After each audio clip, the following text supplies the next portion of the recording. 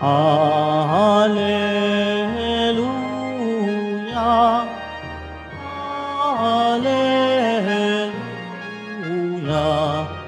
Alleluia, Alleluia.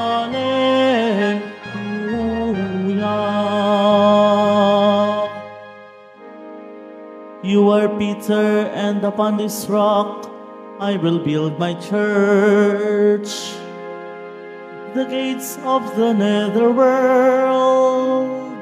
shall not prevail against it. Alleluia,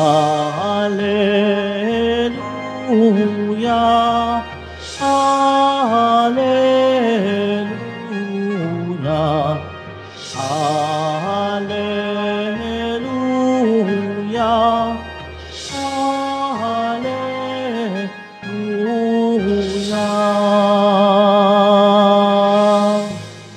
The Lord be with you. And with your spirit. A reading from the Holy Gospel according to Matthew. Glory to you, O Lord.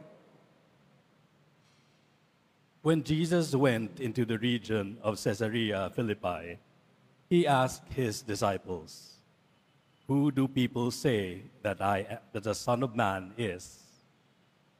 They replied, "Some say John the Baptist, others Elijah, still others Jeremiah or one of the prophets."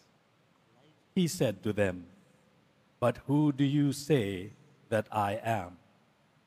Simon Peter said in reply, "You are the Christ, the Son of the living God." Jesus said to him in reply, "Blessed are you, Simon, son of Jonah, for flesh and blood has not revealed this to you, but my heavenly Father. And so I say to you, you are Peter, and upon this rock I will build my church, and the gates of the netherworld shall not prevail against it. I will give you the keys to the kingdom of heaven. Whatever you bind on earth shall be bound in heaven, and whatever you loose on earth shall be loosed in heaven." The Gospel of the Lord. Praise to you, Lord Jesus Christ. Please be seated.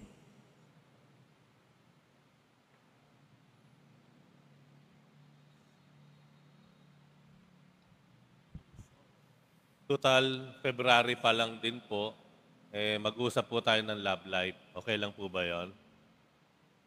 Naaalala niyo po ba yung unang-unang crush ninyo o puppy love? Ano pangalan niya? Sabihin niyo sa katabi niyo, pangalan ng puppy love ninyo. Naalala ko po nung ako'y bata pa, ay nagkaroon ako ng crush. Kasama ko po yung mga pinsan ko at pare-pareho kami ng ginugustuhan. Yung kapitbahay po namin, magkakapatid ng magagandang mga dalagita. Ayan, ano. So, kami mga lalaking magpipinsan, siyempre, nagtoka-toka na kami. O, ako doon sa pinakamatanda, ako doon sa gitna, ako yung sa pinakabata. Nagkataon po, ang naging barkada nila, yung isa naming pinsan na babae. So, yung aming pinsan na babae, nakakapunta doon sa bahay nila. Kami hanggang labas lang. Mahiyain kasi kami, tsaka torpe. Mga bata kami, mga around, 11, 12, 10. Minsan, himiling kami sa pinsan kong babae. Ang pangalan niya si Arlene. Sabi namin, "Arlene, pakitanong mo nga sa kanila kung may gusto sila sa amin." Di ba ganun yan dati? Gusto-gusto lang. Walang love-love yan eh, no? Gusto mo ba ako? Ginugusto mo ba ako? So, yung pinsan kong babae, pumunta si Arlene doon sa kapitbahay, tinanong yung pinakabata, "Gusto mo raw ba si ganito?" Isa kong pinsan. Alam niyo kung ano sagot? "Oo, gusto ko siya." Tinanong naman ng pinsan ko, yung pangalawa, yung gitna, "Gusto mo ba si ganito?" Yung pangalawa kong pinsan, mas bata sa akin. Alam niyo ang sagot? "Oo, gusto ko siya." Eto na. Tatanong ngayon yung pangatlo. Ako nakatoka dun eh. Sa akin yan eh. Sabi ng pinsan ko, gusto mo ba si Jade? Wala niyo ka na sagot? Hindi. Eh, bakit? Tinanong ko yung bakit? Kasi ang dumi-dumi ng tsinelas niya. Alam ng mga bata tayo, di ba, mga tsinelas na diipet, mga nagpuputek habang naglalaro ka sa kalsada, ang dumi-dumi ng paa mo, pati yung tsinelas mo nagpuputek, ano? Ayoko sa kanya.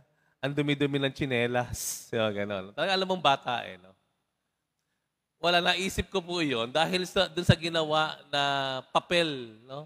Ng mga alagad, nung tinanong sila ni Jesus, pakitanong dun sa mga tao, who do people say that I am? Pakitanong, sino ba ako sa kanila? Ang tanong, no? ang pakiusap ni Jesus sa kanyang mga alagad. Bakit? Dahil ba walang kaalam-alam ang Panginoong Jesus sa mga isip at nararamdaman ng mga tao?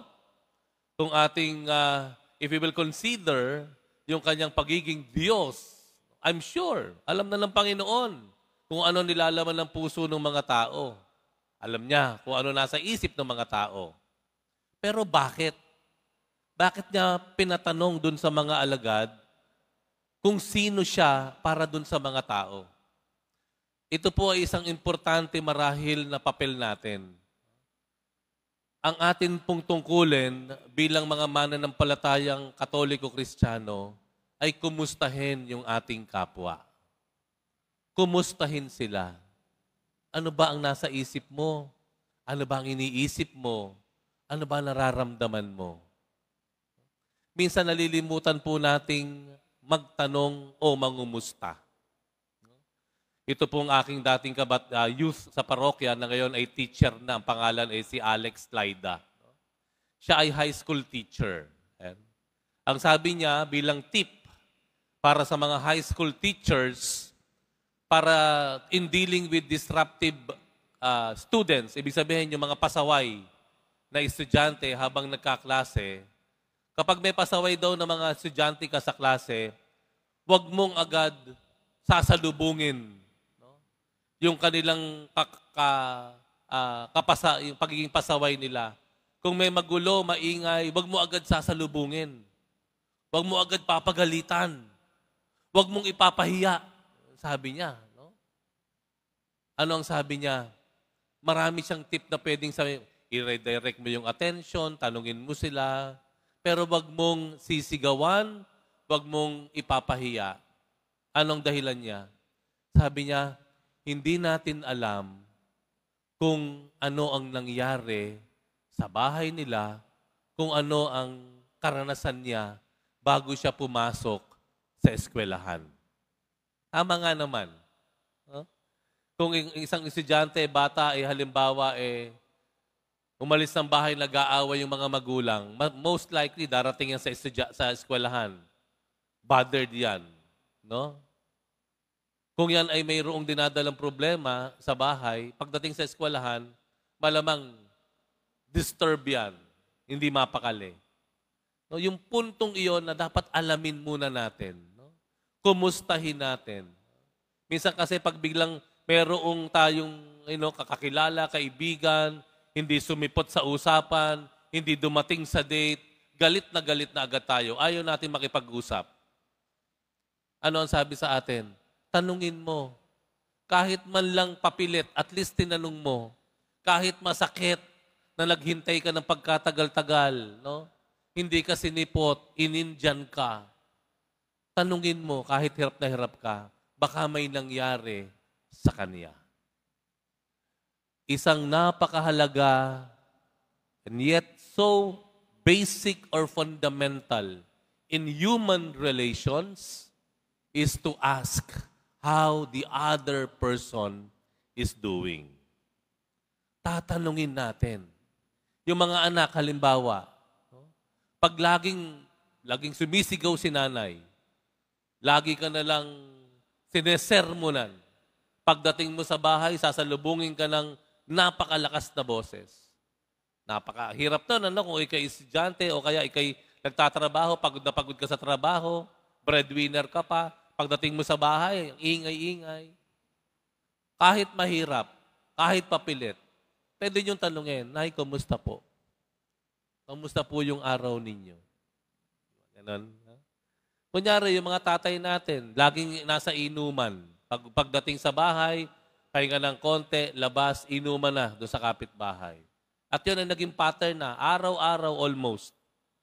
Maybe, kung ikaw isang anak, kahit papilit, kahit mahirap, tutsumempo ka, tanungin mo si tatay, Tay, kumusta po sa trabaho? Hindi natin alam. Baka may pinagdadaanan, may dinadala. Isang napakahalaga, yet very fundamental and basic in human relations is to understand the other person. Hindi yung lagi na lang tayo iniintindi, kung hindi alamin natin kung ano ang kalagayan, ano ang nararamdaman, o ano ang dinadaanan ng ating kausap. Para lang sa ganon, maunawaan natin sila at maitama natin kung papaano tayo makikiharap sa kanila. Amen.